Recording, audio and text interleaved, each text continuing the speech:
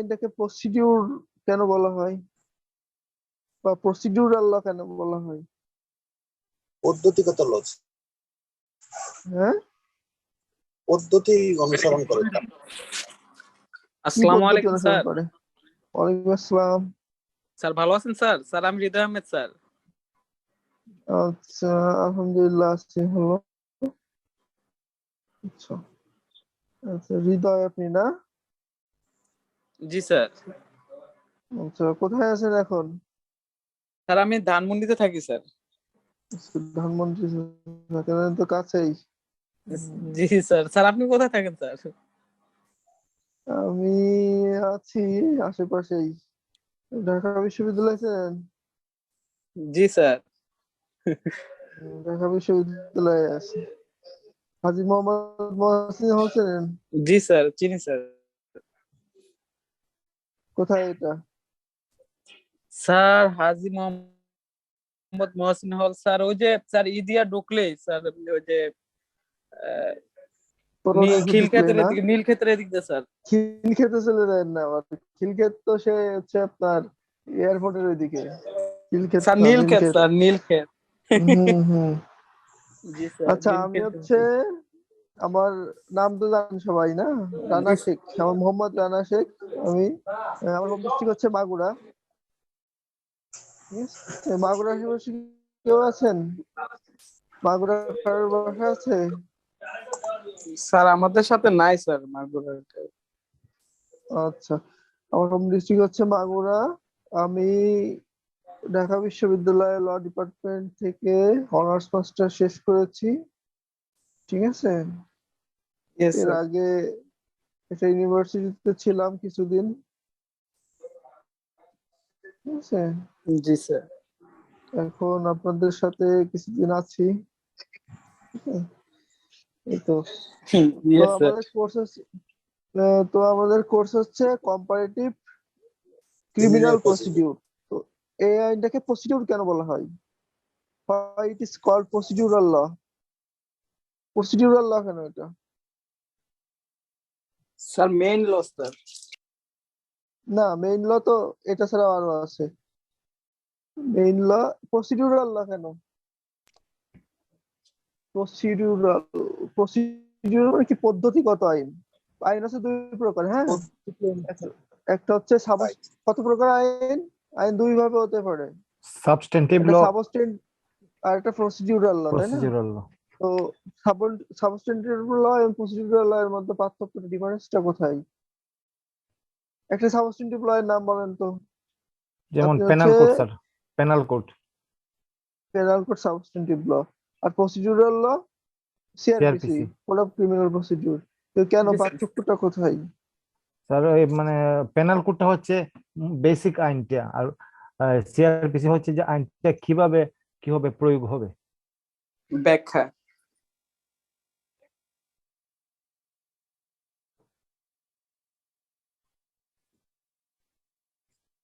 আপনারা তো অনার্সে পড়েছেন না? আচ্ছা, পেনাল কোড পড়েছেন কোন ইয়ারে? আর সিআরপিসি পড়ে নেটে সমস্যা নাকি, শোনা যায় না?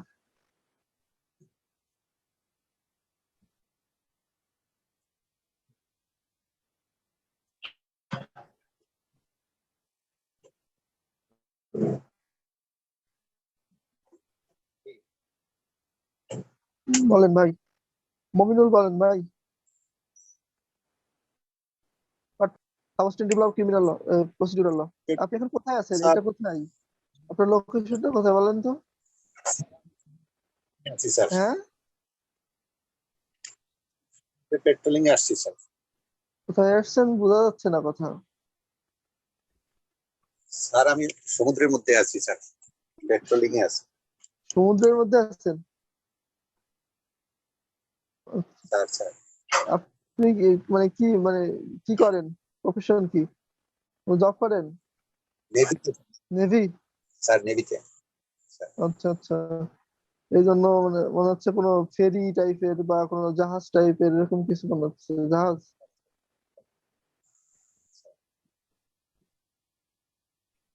আচ্ছা, আপনি হচ্ছে, আচ্ছা এখানে জব করেন কে কে? কতজন জব করেন, কতজন? স্যার এখানে আমার 23 বছর চাকরি স্যার। আমি এর আগে ডিজিএফআই-তে ছিলাম, এই- তখন ওই অনার ডিজিএফআই-তে ছিলাম স্যার, হেডকোয়ার্টারে। আচ্ছা আচ্ছা, এখন ল করতেছেন আর কি না? অন্য পড়াশোনা কোথায়? অন্য পড়াশোনা স্যার হুম। এলাকা থেকে সিভিল থেকে গ্রাজুয়েশন, আর ডিফেন্সে তো ওই যে defence sir, bachelor of defence আচ্ছা। Studies sir.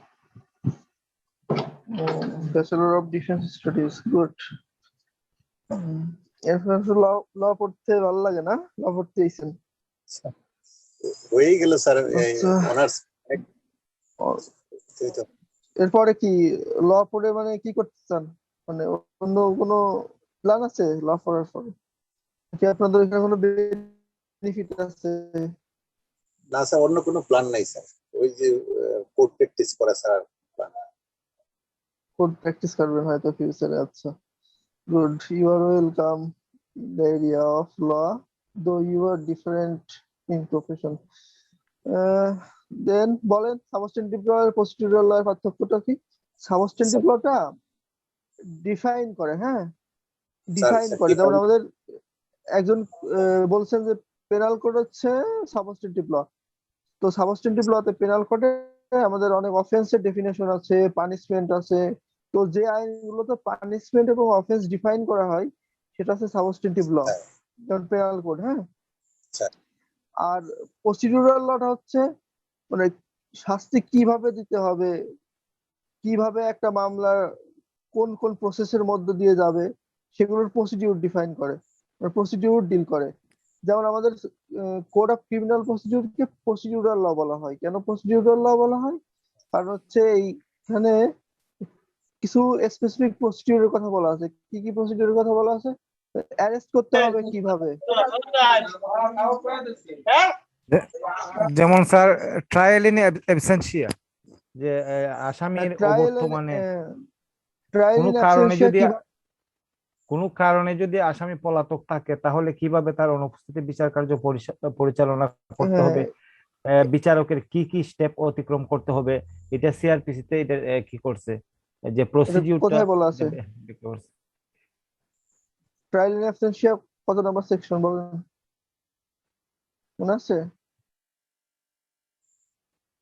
তো ট্রায়াল ইন অ্যাবসেন্সিয়া একটা প্রসিডিউর, হ্যাঁ। তারপরে কিভাবে অ্যারেস্ট করতে হবে সেটাও বলা আছে।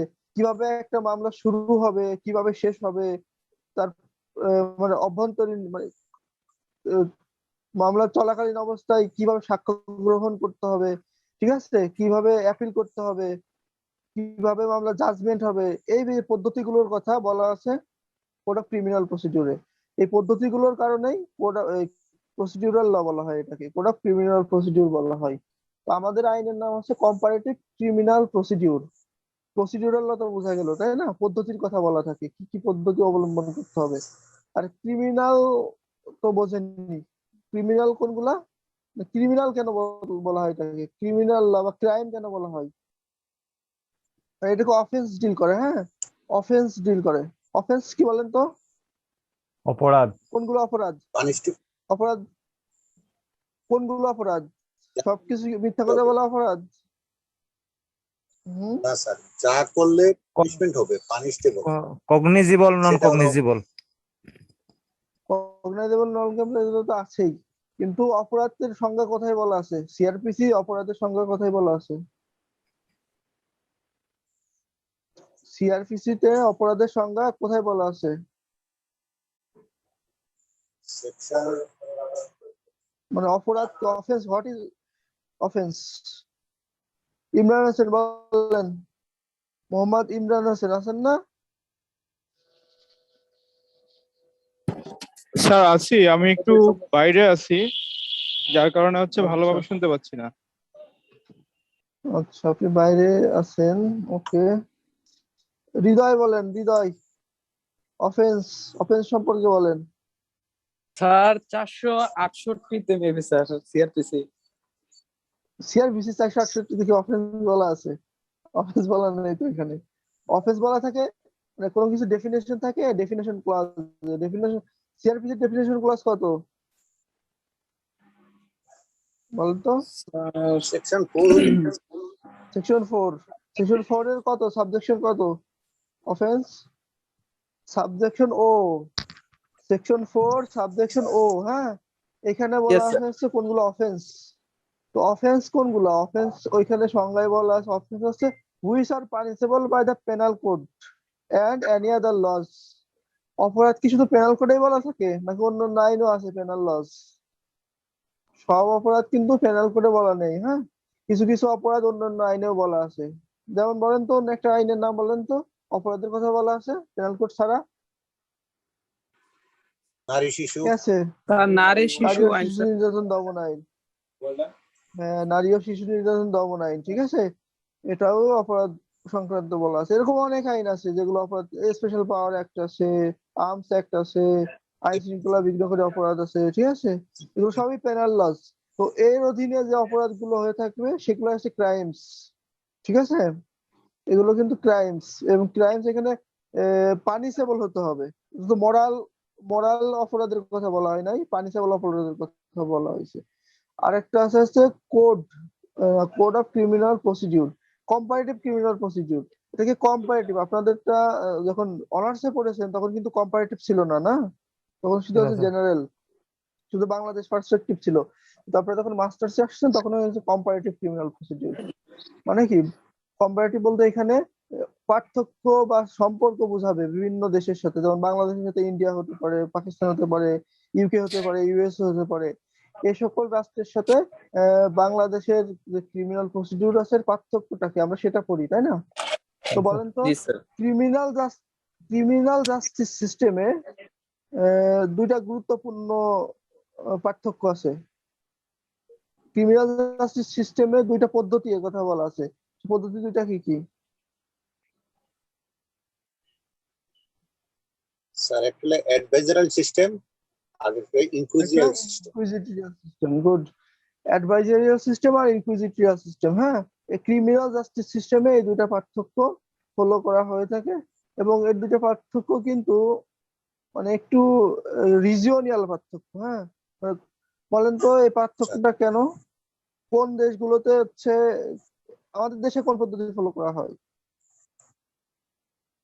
আমাদের কমন ল দেশে স্যার, কমন ল না, ওই যে দুইটা কমন ল। বললেন, ওই দুইটার মধ্যে কোনটা ফলো করা হয়? ইউএসএ তে তার সিস্টেম ফলো হয়েছে, ইউএসএ তে ওই ধরনের কানাডা আমাদের এইসব এলাকা আছে। আমাদের দেশে কি অ্যাডভার্সারিয়াল সিস্টেম নাকি ইনকুইজিটরিয়াল সিস্টেম ফলো করে? আমাদের sir adversarial system sir. Adversarial system follow করে। আর ইনকুইজিটরিয়াল সিস্টেম ফলো করে কোন দেশগুলোতে? ইউরোপিয়ান কান্ট্রি গুলোতে, ইউরোপিয়ান যে কান্ট্রি গুলো আছে, হ্যাঁ, জি স্যার। UK, Scandinavian, USA. হ্যাঁ, ইউকে তো European country, Scandinavian, UK, USA তে সব মানে কম্বাইন্ড, এটা সব সরাসরি ইনকুইজিটরিয়াল না, কম্বাইন্ড, ঠিক আছে। তো Yes, sir. ইনকুইজিটরিয়াল সিস্টেমটা সাধারণত ইউরোপিয়ান কান্ট্রি গুলোতে ফলো করা হয়ে থাকে। আর আমাদের যে ইন্ডিয়ান সাবকন্টিনেন্ট বা কমনওয়েলথ কান্ট্রি গুলো, হ্যাঁ, কমনওয়েলথ কান্ট্রি গুলোতে অ্যাডভার্সারিয়াল সিস্টেম ফলো করা হয়ে থাকে। তো অ্যাডভার্সারিয়াল সিস্টেম আর ইনকুইজিটরিয়াল সিস্টেমটা মানে এই দুটা কি বলেন তো একটু, এই দুটা বলতে কি বোঝায়? ক্রিমিনাল জাস্টিস সিস্টেমে দুটা পদ্ধতি, এই দুটো কি বোঝায়? অ্যাডভার্সারিয়াল সিস্টেমের বৈশিষ্ট্য কি? অ্যাডভাইজারাল সিস্টেমের বৈশিষ্ট্য হলো স্যার, জাজ এখানে রেফারির ভূমিকা পালন করবে, লয়াররা যুক্তিতর্ক উপস্থাপন করবে, এর আচ্ছা, মাধ্যমে বিচারক এখানে রেফারি, তাই না? আর লয়াররা হচ্ছে এখানে, লয়াররা যুক্তিতর্ক এখানে উপস্থাপন। যুক্তিতর্ক উপস্থাপন করে। বিচারকের কি কোনো, মনে করেন হচ্ছে একটা অফেন্স হয়েছে, হ্যাঁ, ইনভেস্টিগেশন বা ইনকোয়ারির ক্ষেত্রে বিচারক কি সেখানে সরাসরি যেতে পারবে? ক্রিমিনাল জাস্টিস সিস্টেমে, অ্যাডভাইজারিয়াল সিস্টেমে যেতে পারে? অ্যাডভাইজার পারে না, তবে ক্ষেত্র বিশেষে স্যার এক্সেপশন আছে স্যার, প্রেসিডেন্স আছে আচ্ছা, কমিটির ভালো। মাধ্যমে বিভিন্ন সিস্টেমে জাজরা ওই স্পট পরিদর্শন করাইতে পারে। হ্যাঁ, এটা সরাসরি যদিও অ্যাডভাইজারিয়াল সিস্টেমে এটার অ্যাপ্লিকেশনটা কম, বাট অনেক ক্ষেত্রে করে, হ্যাঁ, যেমন ইনকোয়ারির ক্ষেত্রে কারা করে? ইনকোয়ারিটা কিন্তু ইনকোয়ারি কি কারা করে? পুলিশ করে নাকি জুডিশিয়াল অফিসাররা করে? ইনকোয়ারি কারা করে বলেন তো? সাধারণত স্যার পুলিশ করে, জুডিশিয়াল অফিসাররা করে। স্পেশাল না না, সিবিআই ইনকোয়ারি তো পুলিশ করে না। ইনকোয়ারির সিবিআই সাথে স্যার। পুলিশের সম্পর্ক নাই। আমি বলছি ইনকোয়ারি আর ইনভেস্টিগেশন দুটো বিষয়, কিন্তু আপনারা মানে মিক্স করে ফেলা যাবে না। স্যার, ইনকোয়ারি আর ইনভেস্টিগেশন। ইনভেস্টিগেশন করে পুলিশ স্যার, আর ইনকোয়ারি করে জুডিশিয়াল ম্যাজিস্ট্রেট। হ্যাঁ, ইনভেস্টিগেশন কিন্তু পুলিশ করবে, হ্যাঁ, কিন্তু ইনকোয়ারি কিন্তু পুলিশের সম্পর্ক নাই। ইনকোয়ারি করবে জুডিশিয়াল অফিসার বা বিচারক যাকে ক্ষমতা প্রাপ্ত করেন, তো সে কখনোই পুলিশ না। তো যখন আমরা ইনকোয়ারির কথা বলি তখন কিন্তু বিচারক ক্ষেত্রে বিশেষে যেতে পারে, তাই না? অ্যাডভার্সারিয়াল সিস্টেমে যদিও বিচারকের বিচারকের মানে ইন্টারফারেন্সটা কম থাকে, বাট নট দ্য লিস্ট, একেবারেই কম না, সে প্রয়োগ করতে পারে। ঠিক আছে। আর ইনকুইজিটিভ সিস্টেমে কি? ইনকুইজিটিভ সিস্টেমে বিচারকের ভূমিকাটাই মেন। এখানে বিচারকই হচ্ছে প্রধান। সে সব ধরনের কোশ্চেন করতে পারবে, সরাসরি মানে স্পটে যেতে পারবে, কাউকে অ্যারেস্ট পর্যন্ত করতে পারে, হ্যাঁ। মানে তার এখানে ইন্টারফারেন্সটা বেশি থাকবে ইনকুইজিটিভ সিস্টেমে, অ্যাডভার্সারিয়াল সিস্টেমটা কম থাকবে। বলুন তো ইন্ডিয়াতে কোন পদ্ধতি ফলো করা হয়? ক্রিমিনাল জাস্টিস সিস্টেমে ইন্ডিয়াতে কোন পদ্ধতি ফলো করা হয়? স্যার ইনকুয়ারিয়াল সিস্টেম না স্যার? আমি তো শুরুতেই বললাম ইনকুইজিটিভ সিস্টেমটা ফলো করা হয়েছে ইউরোপে। ইন্ডিয়া কি ইউরোপিয়ান কান্ট্রি? না স্যার। সাধারণত স্যার না। ক্রিমিনাল জাস্টিস সিস্টেমটা ইন্ডিয়া, বাংলাদেশ, ভারত তিনটা দেশ প্রায় সেম সেম। হ্যাঁ হ্যাঁ, ইন্ডিয়া, বাংলাদেশ, পাকিস্তান এরা তো মানে ইন্ডিয়ান সাবকন্টিনেন্ট, তাই না? এবং একই মানে সিআরপিসি, এদের ক্ষেত্রে সিআরপিসি, পেনাল কোড, এই দুটো আইনই ফলো করা হয় এবং এর পার্থক্যটা খুবই কম, বুঝছেন? বাংলাদেশ, ইন্ডিয়া, পাকিস্তানের ক্ষেত্রে পার্থক্যটা, লিগাল সিস্টেমের পার্থক্যটা কম। কারণ এগুলো সবই হচ্ছে Commonwealth country, common law follow করে। British subcontinent, Indian subcontinent British উপনিবেশ ছিল, তাই না? এই কারণে তো কম্পারেটিভ ক্রিমিনাল প্রসিডিউর মূলত পার্থক্যটা হবে আমাদের বাংলাদেশের সাথে ইউকে, ইউএসএ বা ইউরোপিয়ান কান্ট্রি, কানাডা, জার্মানি, ঠিক আছে, এই যে রাষ্ট্রগুলোতে, স্ক্যান্ডিনেভিয়ান যে রাষ্ট্রগুলো আছে, এই রাষ্ট্রগুলোতে কি পদ্ধতি ফলো করা হয়, বাংলাদেশে কি পদ্ধতি ফলো করা হয়, ইন্ডিয়াতে কি পদ্ধতি ফলো, এই পার্থক্যগুলো বেশি হবে। বাংলাদেশের সাথে এশিয়ার সাথে ইউরোপের পার্থক্য, এই টাইপের পার্থক্য হবে। বাংলাদেশ, ইন্ডিয়া কমই পার্থক্য আছে। তো এখন যদি আমরা সিআরপিসি তে কিছু বেসিক বিষয়ে আসি, বলেন তো। বাংলাদেশ কোড আর অফ ইন্ডিয়া স্যার, বাংলাদেশ এবং ইন্ডিয়ার মধ্যে স্যার মানে যে 47-এর দেশ বিভক্তির পর যে এই যে সিআরপিসি, সিপিসি যেগুলা বাংলাদেশে আসছে, এগুলা অনেকগুলাই দেখা যায় যে বাংলাদেশের বই খুললে দেখা যায় যে কপি পেস্ট যে করা হয়েছে, যে অনেক জায়গায় ইন্ডিয়া লেখা, বাংলাদেশটাই মানে লেখা হয় নাই। আর বেসিক পার্থক্য যেটা হচ্ছে যে ইন্ডিয়াতে অনেকগুলো আইনকে রিফরমেশন করা হচ্ছে, সেই তুলনায় বাংলাদেশে খুব কম, যে রিফরমেশনটা খুব কম হচ্ছে। হ্যাঁ, বাংলাদেশে রিফরমেশনটা কম হচ্ছে, ইন্ডিয়াতে বেশি হচ্ছে। হ্যাঁ, এটা ঠিক আছে। আর আপনি যেটা বললেন না যে ইন্ডিয়া অনেক আইনে ইন্ডিয়া লেখা আছে, এটা হচ্ছে সংশোধনী করা হয়েছে, কিন্তু মেইন যে আইনগুলো আছে সেই আইনগুলো তো পরিবর্তন করা হয় নাই, হ্যাঁ। আচ্ছা বলেন তো এখানে যে ইন্ডিয়ান যে যে ইন্ডিয়া শাসনের, সরি, 1947 সালের পর যে আইনগুলো বাংলাদেশ, ইন্ডিয়া সাবকন্টিনেন্টে ছিল, সেই আইনগুলো বাংলাদেশে কিভাবে আসলো? এটা কি মানে লিগাল? ইন্ডিয়া পাকিস্তানের যে আইনগুলো ছিল সেটা বাংলাদেশে, যেমন সিআরপিসি 98 সালের আইন, এটা তো ইন্ডিয়া ইন্ডিয়াতেও ছিল, পাকিস্তানেও ছিল, বাংলাদেশে কেমনে আসলো? বা আসলে সিপিসি বলেন, আস- কিভাবে আসলো বাংলাদেশে? এগুলো যে বাংলাদেশের আইন, বাংলাদেশের আইন হইলো কবে, মানে কোন সাল, কোন তারিখ থেকে এগুলো বাংলাদেশের আইন হইলো? মেবি 72 সাল থেকে স্যার, 1972। 1972 সাল থেকে। কিভাবে আসলো এগুলো বাংলাদেশে? এমনি এমনি চলে আসলো? মানে সংবিধান যে রাষ্ট্র, এর সাথে সাথে শিডিউলে অন্তর্ভুক্ত হুম, করে নেওয়া হয়। কি এগুলো করতে কি কোনো ডকুমেন্টস এর প্রয়োজন হয়েছে বা কোনো আইনের প্রয়োজন হয়েছে? এমনি এমনি তো আসে না, তাই না? সবকিছু তো আইনের মাধ্যমে হয়। তো এগুলো করতে গিয়ে একটা আইন লাগছে, সেই আইনটার নাম কি? আইনটার নাম বলতে পারবেন? সেই আইনটা হচ্ছে লস কন্টিনিউয়াস এনফোর্সমেন্ট অর্ডার। হ্যাঁ, laws continuous enforcement order. Laws continuous enforcement অর্ডারের মাধ্যমে সব পাকিস্তানি বা ভারতের প্রাসঙ্গিক যে আইনগুলো আছে সেই আইনগুলো বাংলাদেশের আইন হিসেবে বলবৎ রয়েছে। তো ওই আইন যখন লস কন্টিনিউয়াস এনফোর্সমেন্ট অর্ডারের মাধ্যমে সব আইন যখন বাংলাদেশের আইন হইলো, তখন কিন্তু মেন আইনগুলো তার খুব একটা পরিবর্তন আনা হয় নাই। পাকিস্তানের যারা পাকিস্তানি রয়ে গেছে, কিন্তু সেগুলো বাংলাদেশের আইনই। ওই পাকিস্তানের জায়গায় বাংলাদেশ পড়তে হবে বা ইন্ডিয়ার জায়গায় বাংলাদেশ পড়তে হবে, এটা একটা সেকশনে যোগ করে বলা হয়েছে। এটা বলা আছে একটা সেকশনে যে পাকিস্তানের জায়গায় সাবস্টিটিউটেড হবে বাংলাদেশ শব্দটি, বা ইন্ডিয়ার জায়গায় বাংলাদেশ শব্দটি সাবস্টিটিউটেড হবে, এরকম বলা আছে। হ্যাঁ, যার কারণে ওগুলো পরিবর্তন দরকার নেই, আপনি জাস্ট শব্দটা পড়বেন আর কি। বাংলাদেশ পড়বেন ইন্ডিয়ার জায়গায় বা পাকিস্তানের জায়গায়। ঠিক আছে? Yes, sir. যে কোশ্চেন মানে যে এই প্রশ্নটা বলছিলেন। তো আমরা এখন বেসিক কিছু সিআরপিসির কিছু বেসিক। আচ্ছা, সবাই কি ক্লাসে আসছেন নাকি বিভিন্ন কাজ করতেছেন আর ক্লাস করতেছেন? কে কে ক্লাসে আছি স্যার। ক্লাসে আসেন? ক্লাসে এটা স্যার আমাদের মানে সিফাত যারা ক্লাসে যারা অ্যাটেন্ড করে মোটামুটি সবাই ক্লাস করে স্যার। ক্লাস করে না? ইকবাল আহমেদ ভাই, ইকবাল আহমেদ আপনি কোথায় আছেন? আমি আছি স্যার হবিগঞ্জ, সিলেটের হবিগঞ্জ।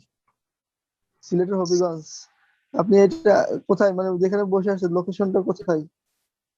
অফিস? লোকেশনটা হচ্ছে স্যার শায়েস্তাগঞ্জ, বাসাতে স্যার। বাসাতে? জি স্যার। আচ্ছা।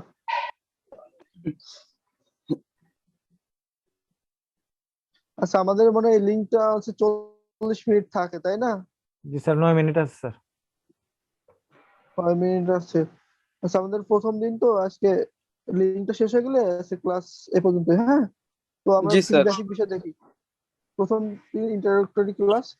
তো আমরা কিছু বেসিক বিষয় বলেন তো। কোড অফ ক্রিমিনাল প্রসিডিউর, মানে একটা ক্রিমিনাল মামলা কিভাবে শুরু হয়? একটা ক্রিমিনাল মামলা কয়ভাবে শুরু হয়? স্যার প্লেন্টিফ কয়ভাবে শুরু হয় আগে এটা বলেন। কয়ভাবে শুরু হয় ক্রিমিনাল মামলা? থানাতে শুরু হইতে পারে স্যার এজাহারের মাধ্যমে। স্যার দুই ভাবে শুরু হতে পারে স্যার। আর এটা হচ্ছে দুইভাবে শুরু হতে পারে, কি কি? জিআর কেস আর এটা হচ্ছে সিআর কেস। যেটা হচ্ছে স্যার CR case? কোর্টে জিআর কেস আর এটা হচ্ছে সিআর কেস। হ্যাঁ বলেন, তারপরে কিভাবে শুরু হয়? যখন স্যার সেটা পুলিশের মাধ্যমে মানে থানার রেজিস্ট্রারের মাধ্যমে কেসটা শুরু হয় তখন সেটা হচ্ছে জিআর কেস, যেটাকে হচ্ছে আমরা এফআইআর কেস বলতে পারি। এগুলো কখন হয়, মানে এফআইআর কখন হয়? নন কগনাইজেবল অফেন্সে না? কেন স্যার কগনাইজেবল এফআইআর, অফেন্সে? হ্যাঁ, কগনাইজেবল অফেন্স। কগনাইজেবল অফেন্সে হবে এফআইআর এর মাধ্যমে, ঠিক আছে, যেটা হচ্ছে জিআর কেস বলা হয়। আর ইয়েস একটা স্যার। আছে নন কগনাইজেবল অফেন্সে। ওটা সিআর সেটা স্যার। সিআর কেসের মাধ্যমে হবে স্যার। তারপর ইনভেস্টিগেশন করার পর যদি দেখা যায় ঘটনা সত্য তাহলে তখন এটা আমলে নেওয়া হবে। মনে না হবে। আর একটা আছে নন জিআর। নন জিআর কি বলেন তো? একটা সিআর জিআর আর একটা নন জিআর। নন জিআর কি এটা শুনেছেন? নন জিআর কেস ননজিয়ার মামলাটা স্যার থানা থেকে শুরু হয় স্যার। এটা থানাতে কি যখন থেকে? দরখাস্ত করা হয়। স্যার নন জিআর কেস হচ্ছে যেটা জি হিসাবে লিপিবদ্ধ হয়েছিল, পরবর্তীতে সেটা হচ্ছে এফআইআর এর পরিণত হয়, তখন স্যার সেটা হচ্ছে নন জিআর কেস। হ্যাঁ, নন জিআর কেসটা যেটা জিডির মাধ্যমে শুরু হয়েছিল, পরবর্তীতে এফআইআর হয়। ঠিক আছে? প্রসিকিউশনের মাধ্যমে ননজিয়ার হয়। আচ্ছা, এখন জিআর বা সিআর যেটাই হোক, পার্থক্য হচ্ছে কগনাইজেবল অফেন্স, নন কগনাইজেবল অফেন্স, তাই না? জি তো স্যার। যখন জিআর কেস হবে, তখন জিআর কেস হইলে কোথায় যেতে হয়? থানায় যেতে হয়। থানায় যাওয়ার পরে কি করেন? পুলিশ কি করেন? স্যার পিবিআই প্রসিডিউরটা করেন। ইনভেস্টিগেশন করে। আচ্ছা দাঁড়ান, আমি যাকে ধরি সে বলেন জিআর কেস। এখানে আপনাদের কোনো মেয়ে পার্টিসিপেশন নেই, ওরা তো কোনো রেসপন্স করে না। ওরা কি স্যার আছে, ক্লাসে সবাই নেই আছে। নাকি? রেসপন্স তো করে না কেউ। কি রাবেয়া আক্তার? রাবেয়া আক্তার কই আছেন? নেই, দেখছেন ক্লাসে নেই, শুধুমাত্র জয়েন করছে। রাবেয়া আক্তার কই? নেই। তারপরে দেখেন কি নাহিমা সুলতানা আছেন? জি স্যার আছি। আপনারা তো কোনো রেসপন্স করেন না, আপনারা মনে হয় শুধু জাস্ট অ্যাটেন্ড করতেছেন না। বলেন জিআর মামলার প্রসিডিউরটা বলেন। এটা জিআর মামলা, আপনি থানায় গেছেন ওটা একটা অপরাধ নিয়ে, পুলিশ সেটা কগনাইজেবল অফেন্স হিসেবে এফআইআর করছে। হ্যাঁ, এরপরে কি হবে?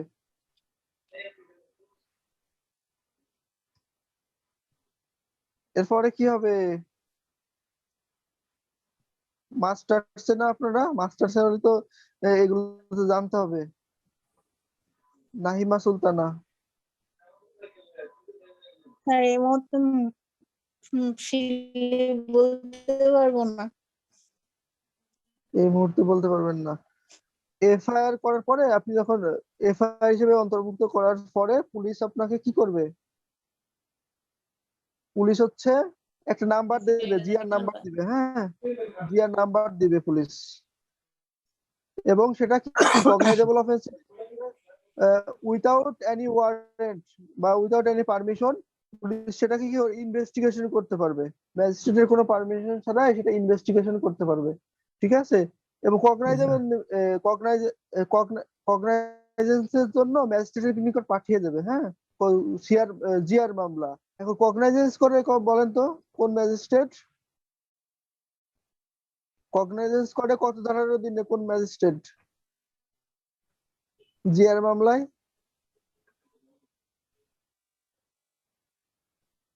Metropolitan magistrate sir. Iqbal Ahmed বলেন ভাই। কগনাইজেন্স করে 190, সেকশন 190 আপনার সিআরপিসি। হ্যাঁ, Yes, sir. 190 কগনাইজেন্স করে কে কে সেটা বলা আছে, বলেন তো ইকবাল ভাই। জি স্যার। কে কে করে কগনাইজেন্স? ম্যাজিস্ট্রেট করে স্যার। কোন ম্যাজিস্ট্রেট স্পেসিফিক করে বলেন? অনেক ম্যাজিস্ট্রেট করে। Judicial magistrate. জুডিশিয়াল ম্যাজিস্ট্রেট করে first class, second class, third class, fourth class, কোনটা? ফার্স্ট ক্লাসও করতে পারে, সেকেন্ড ক্লাসও করতে পারে। ফার্স্ট ক্লাস করতে পারে, সেকেন্ড, থার্ড ক্লাস কি করতে পারে?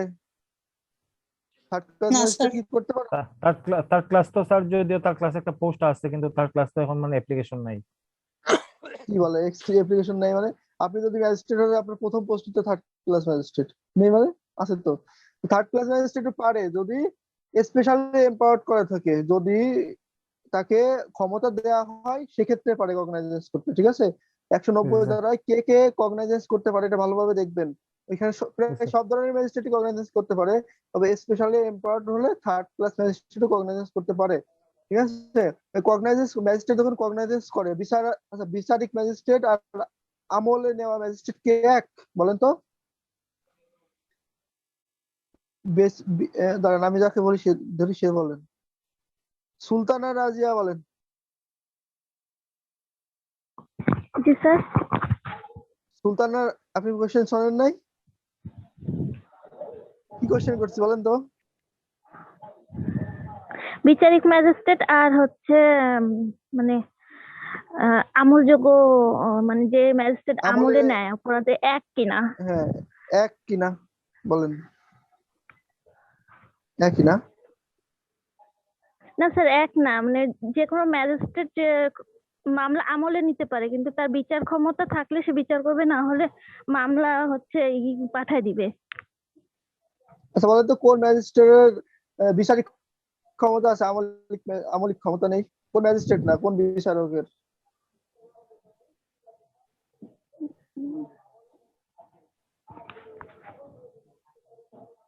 ও সেশন জাজ কি আমলে নিতে পারে?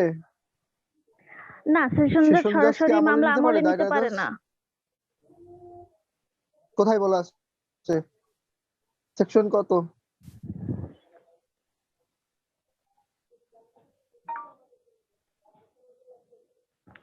হুম 193, হ্যাঁ সিআরপিসি 193 বলা আছে যে সেশন জাজ কখন কখন সরাসরি কোনো মামলা আমলে নেবে না, শুধুমাত্র ম্যাজিস্ট্রেট আমলে নেওয়ার পরে যে মামলাগুলো পাঠানো হবে সেই মামলাগুলোই বিচার করবে সেশন জজ, দায়রা জজ। ঠিক আছে? জি তো স্যার। একজন ম্যাজিস্ট্রেট যখন অপরাধ আমলে নেয় এবং সেটা মনে করেন যে ম্যাজিস্ট্রেট আদালতে বিচারযোগ্য, তাহলে ম্যাজিস্ট্রেট আদালতে কোনো মামলা বিচারযোগ্য হলে ম্যাজিস্ট্রেট যে প্রসিডিউর গুলো ফলো করে সেটা কোথায় বলা আছে? প্রসিডিউর গুলো বলেন একজন। পারভিন ফাতেমা বলেন, প্রসিডিউর গুলো বলেন। পারভিন ফাতেমা।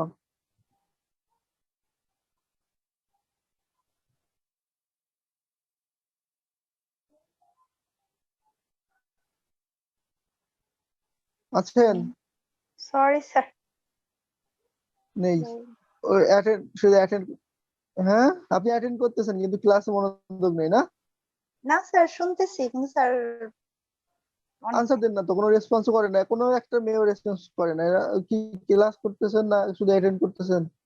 বলেন প্রসিডিউর গুলো বলেন, ম্যাজিস্ট্রেট কোর্ট যে অপরাধ আমলে নেওয়ার পর প্রসিডিউর ফলো করে সেটা বলেন। পারবেন? পারবেন না। ইয়ে বলেন, ইকবাল ভাই বলেন।